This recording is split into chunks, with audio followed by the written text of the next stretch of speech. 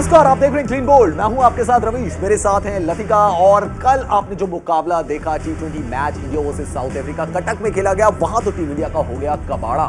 Heinrich Klaasen ने एक बहुत ही जबरदस्त इनिंग खेली, भारत के बल्लेबाज कुछ कर नहीं पाए, गेंदबाजी में भी कुछ जान नजर नहीं आई और हालात ये हो गए कि हम सीरीज में 0-2 से पीछे हो गए हैं। यानी कि अगर हम एक और मैच हार गए तो सीरीज हमारे हाथ से निकल जाएगी। करना क्या है, तीनों मैचेस इंडिया को जीतने पड़ेंगे। लेकिन अब सबसे बड़ा सवाल लतिका ये भी उठ रहा है कि जब आईपीएल में शिरकत करने वाले साउथ अफ्रीका के सभी खिलाड़ी इस सीरीज में शिरकत कर रहे हैं तो टीम इंडिया के सीनियर खिलाड़ी आराम क्यों कर रहे हैं? क्योंकि टीम इंडिया के सीनियर खिलाड़ी तो कर रहे हैं आराम, लेकिन टीम इंडिया का हो गया है काम तमाम। देखिए,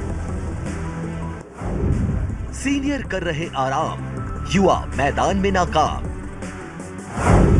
2 मैच में हार, कैसे चलेगा काम? साउथ अफ्रीका ने किया टीम इंडिया का काम तमाम।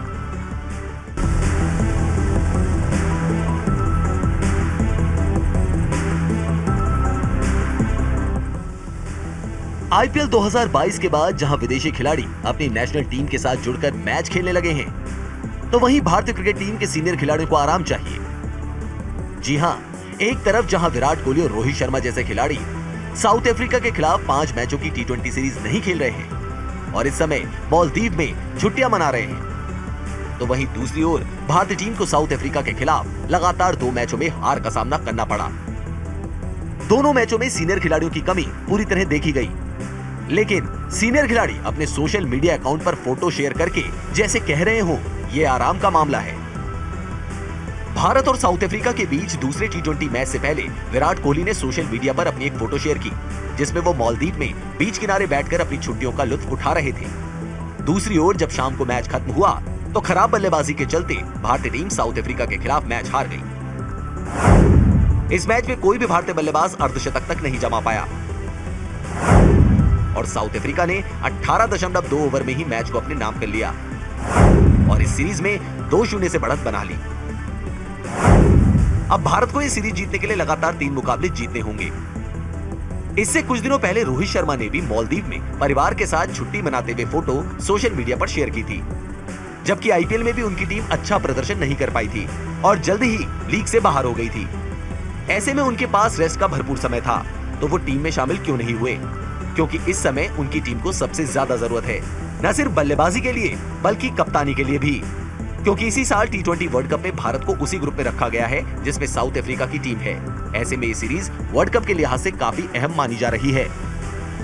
इंडियन प्रीमियर लीग में खेलने वाले विदेशी खिलाड़ी आईपीएल के तुरंत बाद अपनी अपनी टीम में शामिल हो गए, जिसमें इस समय साउथ अफ्रीका से खेल रहे David Miller, Kagiso Rabada, Anrich Nortje और ड्वेन प्रिटोरियस आईपीएल के तुरंत बाद ही अपनी नेशनल टीम में शामिल हो गए थे और भारत के खिलाफ T20 सीरीज का हिस्सा बन गए थे।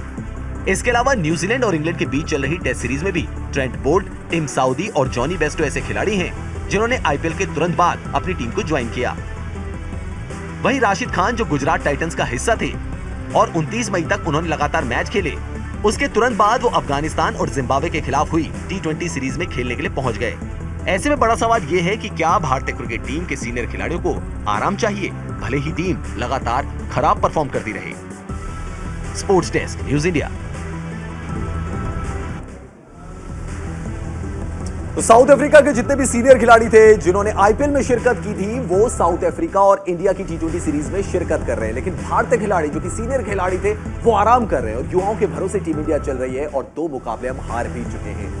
लतिका मेरे साथ है। लतिका, साउथ अफ्रीका के सीनियर खिलाड़ी तो शिरकत कर रहे हैं, भारतीय सीनियर खिलाड़ियों को भी आराम की जरूरत थी क्या? वो आराम फरमा रहे और टीम की जो है वो हालत खराब हो गई। देखिए, पूरे आईपीएल में हम चर्चा करते रहे कि विराट कोहली फॉर्म में नहीं है, रोहित शर्मा फॉर्म में नहीं है, उनको अपने लिए एक समय देना चाहिए। अब जो वे खुद के लिए समय निकाल रहे हैं तो इसमें भी थोड़ा मुझे लग रहा है सबको परेशानी हो रही है। और यहाँ पर रवीश, इंडिया में आप ये देखिए, टैलेंट इतना है, कंपटीशन इतना है, अगर इन युवाओं को चांस चाहिए तो कभी ना कभी ये जो सीनियर्स खिलाड़ी हैं इनको आराम की ज़रूरत है, क्योंकि जब तक ये ग्राउंड पे नहीं उतरेंगे हम इनको खेलते हुए नहीं देख पाएंगे। और ये चीज़ दिखाई दे रही है, अगर आप वर्ल्ड कप को देखते हुए इनकी ओर नज़र रख रहे हैं, अपने यंगस्टर की तरफ नज़र रख रहे हैं, तो इनकी परफॉर्मेंस भी देखना बहुत ज़रूरी हो जाता है, तो किस तरह से ये लोग खेल रहे हैं। नहीं, लेकिन सिर्फ भारतीय खिलाड़ियों को आराम की जरूरत थी, साउथ अफ्रीका के खिलाड़ियों को आराम की जरूरत नहीं थी। वो भी तो अपना घर बार छोड़ के यहाँ पे क्रिकेट खेल रहे थे। आईपीएल के मैचेस में उन्होंने शिरकत की और स्ट्रेट अवे अपनी नेशनल टीम के साथ जुड़ गए। तो सिर्फ आराम की जरूरत जो थी वो भारतीय खिलाड़ियों को थी, साउथ अफ्रीका के खिलाड़ियों को नहीं थी। यहाँ पर रविश, आराम की बात मुझे नहीं लगती है। मुझे लगता है कि किस तरह से यंगस्टर्स को चांस दिया गया इस सीरीज में, उनको ये देखना चाहते हैं जो वर्ल्ड कप अभी आने वाला है रविश, उसके लिए यहाँ पर दांव लगा हुआ है कि किस तरह के कॉम्बिनेशन को आप देखते हैं। रोहित शर्मा उधर बैटिंग के लिए आएंगे, विराट कोहली आएंगे, सूर्य कुमार यादव आएंगे, काफी लंबी रविंद्र जडेजा है, तो काफी लंबी लाइन है। तो अब उस ये लाइन में कहाँ युवा फिट कर सकते हैं, मुझे लगता है ये सीरीज में वही देखने का एक अंदेशा लग रहा है यहाँ पर सिलेक्टर्स का कि किस तरह से बल्लेबाजी हो रही है, किस तरह से गेंदबाजी हो रही है। देखिए ईशान किशन कितना अच्छा परफॉर्मेंस दे रहे हैं, लेफ्ट हैंड बैटर है वो, तो उनको जगह देना कितना ज़रूरी है। क्या वहाँ उनकी वो जगह बन पाएगी टॉप ऑर्डर में? वहाँ पर रोहित शर्मा है, केएल राहुल को हम भूल नहीं सकते हैं। तो ये सब समीकरण जो है रवीश यहाँ पर काफ़ी सोचने के लिए मजबूर करते हैं, क्योंकि जो रेस्ट कर रहे हैं प्लेयर्स वो जब आएंगे तो क्या इन खिलाड़ियों के रेस्ट करते करते सीरीज में रेस्ट ना हो जाए भारत का, क्योंकि 2 मुकाबले हम लतिका हार चुके हैं। अगर आप तीसरा हारे तो आपके हाथ से सीरीज चली गई। नॉकआउट ठीक है, मतलब आपके लिए नॉकआउट हो गया और आपने युवाओं को मौका दिया, लेकिन नतीजा जो आ रहा है वो ठीक नहीं है इंडिया के फेवर में। हाँ, नतीजा भले ही ठीक नहीं आ रहा है रवीश, लेकिन जब तक हम मौका नहीं देंगे हमें पता नहीं चलेगा। और यहाँ पर यंगस्टर्स को अपना दिखाना पड़ेगा कि आप किस फॉर्म से आ रहे हैं, आपको टीम जिताना आना चाहिए। तो मुझे जो कल मैच हुआ है रवीश, उसमें भी यही कमी लगी कि साउथ अफ्रीका के बॉलर्स पहले मैच में पिटे थे, लेकिन इस मैच में रणनीति के साथ आए और आसानी से इंडियन बैटर्स को रन नहीं बनाने दिए। लेकिन अगर हम बात करें भुवी की, उन्होंने रिस्पॉन्सिबिलिटी से गेंदबाजी की, 4 विकेट उन्होंने चटकाए पावर प्ले में। लेकिन बाद में जब बॉलर्स आए हैं, युजवेंद्र चहल जिनकी हम काफ़ी उम्मीद कर रहे थे, मैं भी उम्मीद कर रही थी कि अच्छी गेंदबाजी होगी उनकी तरफ से, लेकिन काफ़ी खर्चीले साबित हुए। तो काफ़ी चीज़ें हैं रवीश जो आने वाले। ये भी हो सकता है लतिका कि एक साथ आपने इतने सारे सीनियर खिलाड़ियों को आराम दे दिया, आप चाह रहे हैं कि यंगस्टर्स ही आपके झंडे को बुलंद करें, लेकिन वो बुलंद तो कुछ हो नहीं रहा है। अब बहुत बुरी तरीके से मार खा रहे हैं, क्योंकि साउथ अफ्रीका की फुल फ्लैश टीम है और इंडिया का ऐसा लग रहा है कि अभी बी टीम को आप खिला रहे हो। गरीबी में आटा गीला रवीश, यहाँ पर केएल राहुल होते तो शायद सिनेरियो थोड़ा अलग होता, लेकिन वो भी चोटिल होके बाहर हो गए, कुलदीप यादव बाहर हो गए चोटिल होके, तो काफ़ी चीज़ें जो है अभी फेवर में नहीं लग रही है। तो लेकिन मुझे लगता है कि अब कल के मैच में, कल के अगले जो मैच है उसमें किसी ना किसी को, बॉलर को एक चेंज जरूर देखने को यहाँ पे मिलेगा कि किस तरह से वो बैटिंग लाइनअप या बॉलिंग लाइनअप पे क्या कोऑर्डिनेशन लेकर आते हैं। तो यह चेंज करना बहुत ज़रूरी है रवीश यहाँ पर, क्योंकि अभी तक युजवेंद्र चहल से जो उम्मीदें थी वो अभी खरे नहीं उतरे हैं। लेकिन 2 मैचेस इंडिया ने खेले, दोनों मैचेस हार दिए। और कटक T20 की स्पेशली हम बात करें तो इस मैच में भारत की बल्लेबाजी नहीं चली है। किस तरीके से जो बल्लेबाज दिल्ली में गरजे थे, कटक में जाकर उनका काम तमाम हो गया, देखिए इसे।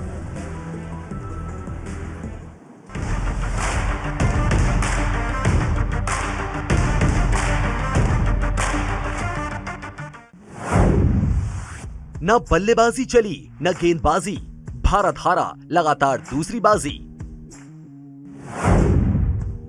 पंत का फ्लॉप शो जारी, टीम इंडिया फिर हारी। टीम इंडिया के शेर घर में हुए ढेर। पहले दिल्ली, अब कटक, टीमें वही, मैदान अलग अलग, लेकिन नतीजा एक जैसा, यानी टीम इंडिया की हार। जी हां, दक्षिण अफ्रीका के खिलाफ T20 सीरीज के दूसरे मैच में भारत को 4 विकेट से हार का सामना करना पड़ा। इसके साथ ही मेहमान टीम ने इस सीरीज में 2-0 की बढ़त बना ली है। कटक में खेले गए इस मैच में भारत ने पहले बैटिंग करते हुए 20 ओवरों में 6 विकेट के नुकसान पर 148 रन बनाए। भारतीय बल्लेबाजी इतनी खराब रही कि इस मैच में एक भी बल्लेबाज 50 रन का आंकड़ा भी पार नहीं कर पाया। सीरीज के दूसरे मैच में टीम इंडिया उसी प्लेइंग 11 के साथ उतरी जो पहले मैच में उतारी थी। इस टीम में कोई भी बदलाव नहीं किए गए। टॉस हारने के बाद भारत बल्लेबाजी करने उतरा।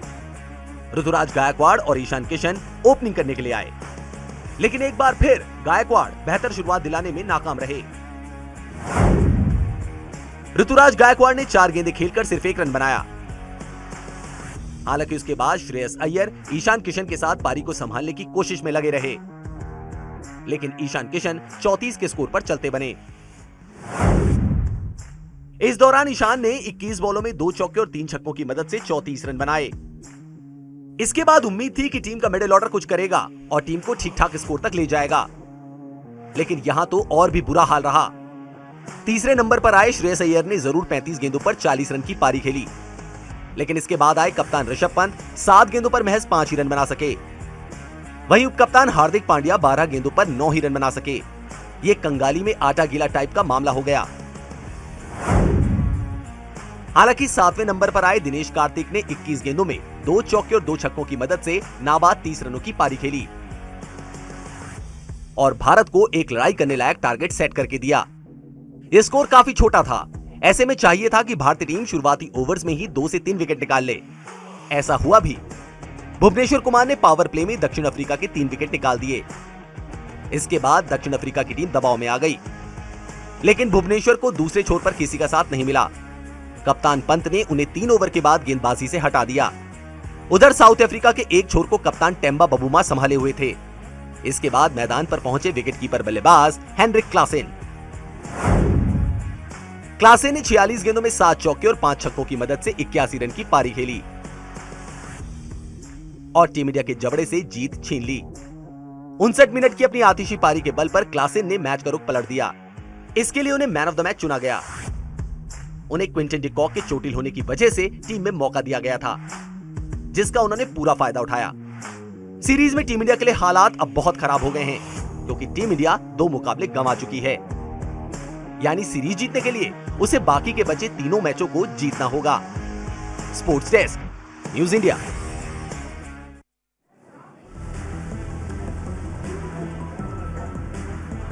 तो हालात टीम इंडिया के लिए बहुत ज्यादा खराब हो गए हैं। 2 मुकाबले टीम इंडिया ने गंवा दिए। बचे हैं 3 मैचेस, तीनों जीतेंगे तभी सीरीज को अपने नाम करेंगे, यानी कि नॉकआउट स्टेज हो गई है टीम इंडिया के लिए। थोड़ी सी डिफिकल्टी तो हो गई है, लेकिन अब कटक T20 की बात करें लतिका, तो बल्लेबाजी बिल्कुल ही खत्म नजर आई भारत की, कह सकते हैं उसको, क्योंकि सिर्फ श्रेयस अय्यर ने एक थोड़ा सा इंटेंट दिखाया। ईशान ने भी अच्छी स्टार्ट की थी, लेकिन उसके बाद तो बिल्कुल बल्लेबाजी ऐसी धराशायी हुई कि एक केक वॉक मिल गया साउथ अफ्रीका को। बिल्कुल, देखिए शुरुआत हुई ऋतुराज गायकवाड़ से। किस तरह से प्लान करके रबाड़ा ने उनको आउट किया। पहले छोटी गेंदें फेंकी उनको और फिर ऊपर बॉल डाली जिसपे उनका बल्ला ज्यादा जल्दी चल गया, तो जिसकी वजह से उनकी विकेट गई। हाफ हार्टेड शॉट जिसे कहते हैं। बिल्कुल, जल्दी चला, बल्ला फेंक दिया उन्होंने, तो ये एक प्लान के तहत गेंदबाजी की और उन्हें विकेट मिली। उसके बाद आप श्रेयस अय्यर की बैटिंग लें, स्पिनर्स पे बहुत अच्छा खेलते हैं श्रेयस अय्यर, लेकिन जैसे ही मीडियम पेसर उनके सामने आते हैं तो वो कुछ खासा कर नहीं पाते और वहीं वो विकेट गंवाते हैं अपने। तो ये ईशान किशन ने फिर से अच्छी कोशिश की, जैसे ही वो लय में आते हुए हमें दिखाई दिए वैसे ही उनका विकेट चला। तो आप ये देखिए, कोई भी पार्टनरशिप वहां पर कोई जमी नहीं। और एक चीज और मैं कहूंगी रवीश, कि दिनेश कार्तिक का क्या रोल है, वो कितनी गेंदें खेलेंगे, कितने ओवर्स खेलेंगे, क्योंकि इन फॉर्म एक लौते बल्लेबाज वो मुझे दिखाई दे रहे हैं। और कल उन्होंने जिस तरह की पहले मैच में तो सिर्फ 1 ही रन बना था उनसे, बिल्कुल, बट दूसरे मैच में वो रन बनाते हुए नजर आए। चलिए इस बीच एक बड़ी खबर आ रही है, वो आपको बता देते हैं। अपकमिंग बॉलीवुड फिल्म अर्थ की टीम प्रमोशन में जी जान से जुटी है। इसी के तहत फिल्म के कलाकार जयपुर की निम्स यूनिवर्सिटी में पहुंचे हुए हैं। फिल्म के कलाकार राजपाल यादव, पलाश मुच्छल और पलक मुच्छल का वेलकम निम्स के चेयरमैन डॉक्टर BS तोमर ने किया। बॉलीवुड कलाकारों ने भी शानदार स्वागत के लिए शुक्रिया अदा किया। तो तस्वीरें आप देख सकते हैं, राजपाल यादव भी हैं यहाँ पे, पलाश मुच्छल हैं, पलक हैं साथ में, और ये पूरी जो टीम है ये निम्स यूनिवर्सिटी पहुंची हुई है।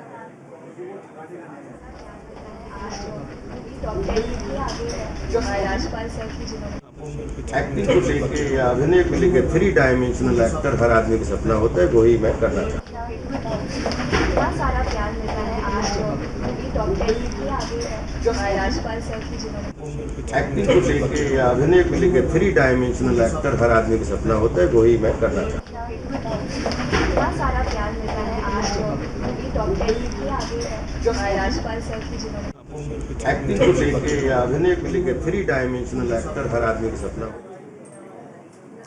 और आईपीएल के मीडिया राइट्स को लेकर ऑक्शन जारी है। आईपीएल के टीवी और डिजिटल राइट्स बिक गए हैं। साल 2023 से लेकर 2027 तक के लिए राइट्स 2 अलग अलग कंपनियों ने 44,075 करोड़ रुपए में खरीद लिए हैं। यानी ये साफ है कि अब टीवी पर आईपीएल अलग अलग चैनल्स और डिजिटल प्लेटफॉर्म पर अलग दिखाया जाएगा। यानी कि डिजिटल प्लेटफॉर्म अलग होगा और चैनल में अगर आप देखना चाहते हैं तो वो अलग होगा। लेकिन बोली जो है उसने सारे रिकॉर्ड तोड़ दिए हैं। तो आईपीएल के डिजिटल राइट्स अलग उसमें आएंगे चैनल पर, और अगर हम बात करें मीडिया राइट्स तो वो अलग आएंगे।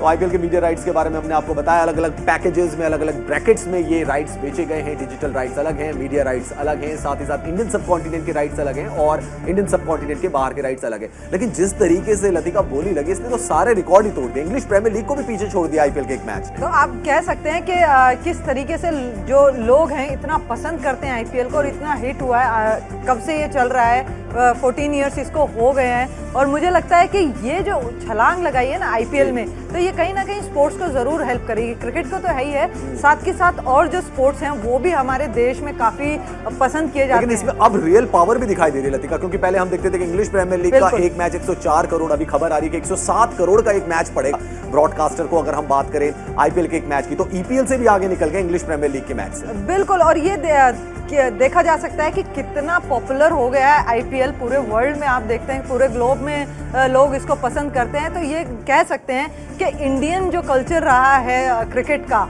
वो कहीं ना कहीं बुखार हर जगह पर दिखाई देता है और उसी की वजह से आप ये देख सकते हैं कि किस तरीके से जो मीडिया राइट्स हैं या टीवी राइट्स हैं उनकी हदें ही पार हो चुकी हैं। और ये चीज़ अच्छी भी लगती है कि आने वाले समय में मेंस क्रिकेट के साथ साथ वुमेंस क्रिकेट भी ग्रो होगा। अगर इस तरीके से ये चीज़ें चलती रहीं तो कहीं ना कहीं वुमेंस क्रिकेट भी इससे जुड़ा हुआ है। तो मुझे लगता है कि वुमेंस क्रिकेट के लिए भी काफ़ी फायदा होगा इस चीज़। जी हाँ लतिका, और एक खास बात ये भी हमने देखी है कि आईपीएल के मीडिया राइट्स को लेकर कि इस बार जब टीमों की बिक्री हुई थी, 2 टीमें लखनऊ एंड गुजरात, वो भी 7,000 करोड़ और 5,000 करोड़, यानी कि वहां पे भी रिकॉर्ड बना था। और अब मीडिया ऑक्शन के राइट्स की अगर बात की जाए तो डिजिटल को मिलाकर और मीडिया राइट्स को मिलाकर वहां पे भी रिकॉर्ड कायम हो गया। बिल्कुल रविश, और ये चीज़ मैं वुमेंस क्रिकेट के हिसाब से देखना चाहूँगी कि आने वाला अगले साल आईपीएल शुरू होने वाला है। वुमेंस क्रिकेट का 6 टीमें बनने वाली हैं, फ्रेंचाइजीज आने वाली हैं। तो काफ़ी हद तक ये कहा जा सकता है कि महिला क्रिकेट भी उभर के सामने आएगा, लोग उसको भी पसंद करेंगे और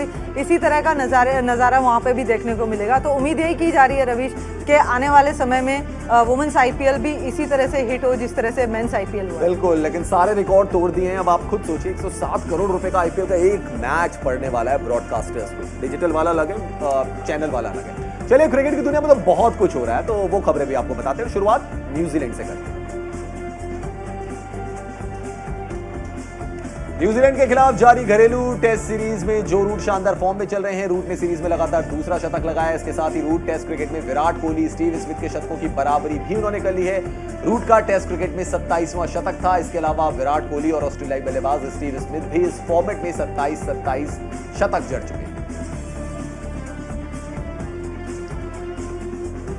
क्रिकेट कई देशों की रगों में दौड़ता है। बात जब भारत और पाकिस्तान की हो तो ये चर्चा और लाजमी हो जाती है। पाकिस्तान और वेस्टइंडीज के बीच खेले गए तीसरे वनडे मैच में कुछ फैंस के पोस्टर्स ने क्रिकेट फैंस का ध्यान अपनी ओर खींचा। मुल्तान में खेले गए इस मुकाबले के दौरान एक दर्शक ने पोस्टर लहराया जिस पर लिखा था, we want to welcome India, यानी हम भारत का स्वागत करना चाहते हैं।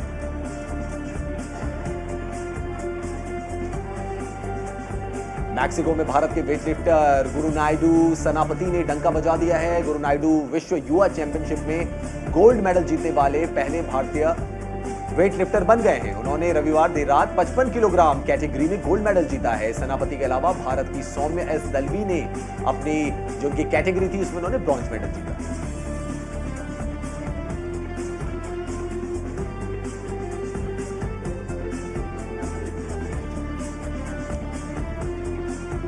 हमने क्रिकेट की बहुत सारी खबरें सुनाई, लेकिन लतिका उसमें सबसे इंपॉर्टेंट खबर ये थी कि जो route back to back centuries उनकी आई है एंड 27 सेंचुरीज हो गई उनके नेम पे। देखिए, शुरुआत से ही इस प्लेयर ने हमेशा अपना हुनर दिखाया है, किस तरह की बल्लेबाजी करते हैं। धैर्य बहुत है इनकी बल्लेबाजी में और ये देखने को मिला है कि किस तरह से अपनी इनिंग को ये बनाते हैं। टेस्ट क्रिकेट की अगर हम बात करें तो बड़े ही खतरनाक बल्लेबाज हैं। अगर वनडे की बात करें, हमने वहाँ पे भी देखा है किस तरह से ये इनिंग को मेंटेन करते हैं, बनाते हैं और बड़े बड़े जो रन स्कोर है ना वो अपनी टीम के लिए लेकर आते हैं। तो ये काफी अच्छी चीज है कि एक और बल्लेबाज इस 27 शतकों का जो आंकड़ा वो पूरा हो गया लतिका। लेकिन आपको लग रहा है कप्तानी छोड़ने का, जो क्योंकि कप्तानी में बहुत बार ऐसा होता था कि 90s में आउट हो जा रहे थे, 100 कंप्लीट नहीं कर पा रहे थे, और यहाँ हम देख रहे हैं कि एक मैच जिताऊ पारी खेली पहले और उसके बाद अब फिर से शतक लगा दिया। कह सकते हैं ये प्लेयर टू प्लेयर डिपेंड करता है रवीश, के वो किस तरह से अपने गेम को निखारते हैं, वो किस पोजीशन में अपने आप को कंफर्टेबल महसूस करते हैं। तो मुझे लगता है अगर उन पे कप्तानी का कोई प्रेशर था, अब नहीं है और अच्छा खेल रहे हैं। तो ये इंग्लैंड क्रिकेट के लिए बहुत अच्छी बात है। इंग्लैंड क्रिकेट के लिए बहुत अच्छा है और